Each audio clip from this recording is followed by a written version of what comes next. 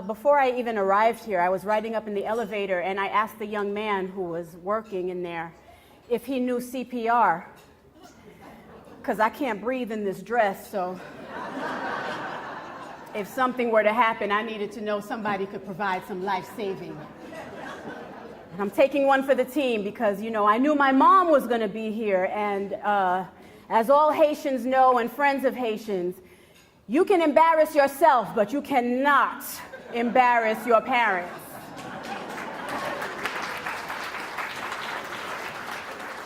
So I had to make sure I was on point. Mommy, I hope I came through.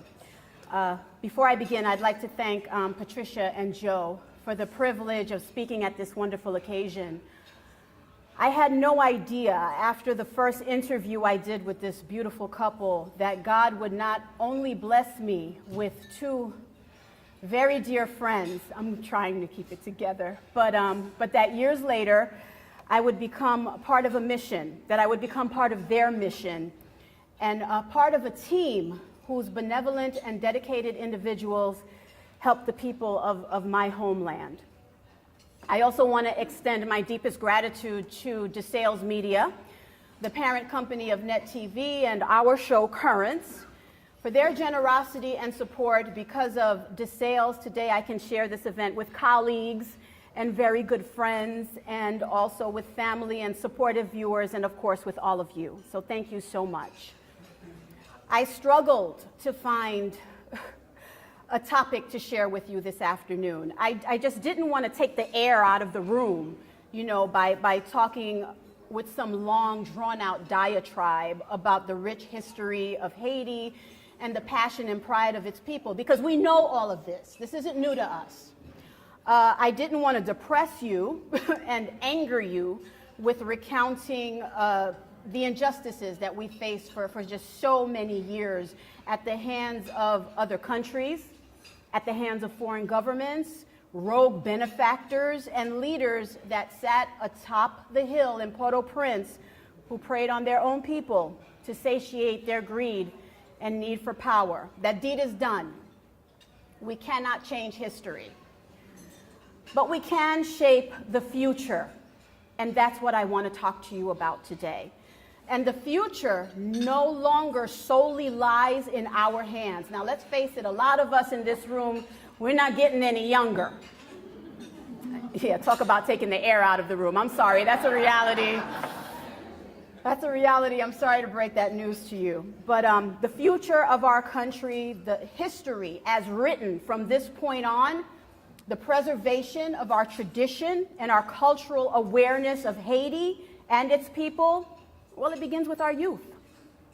The generation of millennials and Gen Xers and the generations that will follow. They must become, and I can't stress this anymore, they must become acutely aware in no uncertain terms that the destiny, the fate of their ancestors' birthplace lies with them. And we all know that our children really do not care much about anything unless it affects them directly, unless they believe not having something is the end of the world. I mean, they're pretty much apathetic. That's a reality.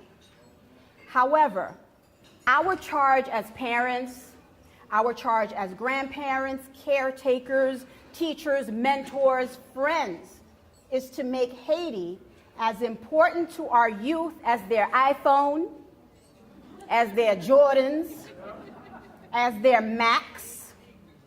We need to make it as useful to their lives as their Instagram, their Twitter, their Snapchat, Facebook. We must instill in them a love of their culture that is relevant and as must-see as the Keeping Up with the Kardashians marathon or the season finale of The Walking Dead. I know I'm reaching. I know we have our work cut out for us in that regard. Look, when I was growing up, it was not cool to be Haitian. I'm going to put it out there. My generation. In our minds, we didn't have the cool accent like our Jamaican brethren. We didn't have these spicy novelas like our Latino counterparts. We were embarrassed by inaccurate accounts that Haitians were somehow the epicenter of the HIV/AIDS epidemic, and that most of us were boat people that were uneducated, smelled badly, and wore tube socks and sandals and used duct tape for everything. I still use duct tape. That part might be true. I like a little duct tape, so we'll go with that one. But because of this way of thinking, my generation, we didn't talk about our country. It was forgotten. It was buried in the corners of our minds unless there was a tragedy or there was some political scandal that put Haiti in the limelight. Watching the fall of the Duvalier regime was our novelas. And when that faded, and when news of the earthquake faded, and now that the tragedy of the hurricane is fading, the country, our country, once again, may be forgotten. And it's already happening. I mean, when was the last time Haiti, post-Matthew, led a newscast? What we must do from this point on is to take action to ensure that that will no longer be the case, that we do not fade to the end of newscasts, out of sight and out of mind. Please, I ask you this from the bottom of my heart. Remind your children daily and have them teach their children. Yes, I am speaking about second and third generation Haitian Americans. I believe that's the socially correct term that they're using now.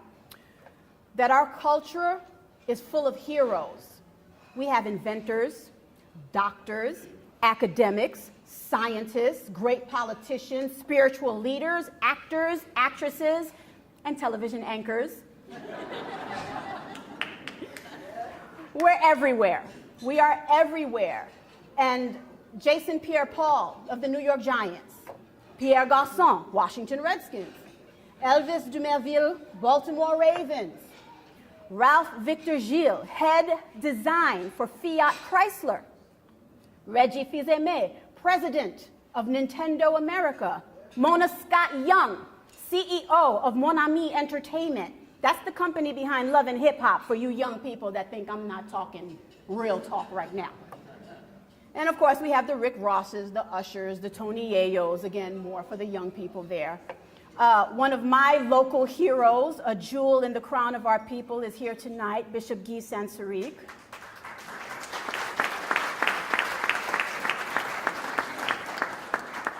And Bishop Guy, I love you and mean you no disrespect here, but my biggest hero, no offense, but she outshines everybody in my eyes, my mom, is here tonight.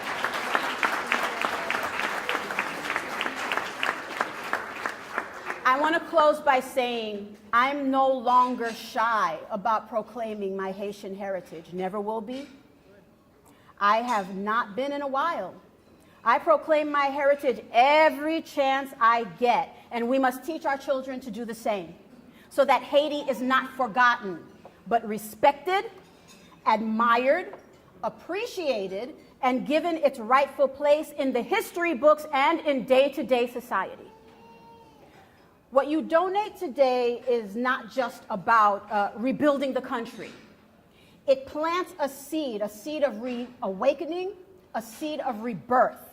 It's a renewed opportunity for all of us to prepare our country for this new generation of Haitians and young Haitian Americans, a country they will always be proud to claim and that they will never let the world forget. Out of tragedy comes hope and unity. Let us continue the work of From Here to Haiti and all other generations and organizations that work tirelessly to rejuvenate the earth beneath Haiti and the passion of the soul of the Haitian people. We are and will always be and should always be taught that Haiti, the Haitian people, the humanity of our culture is worth remembering.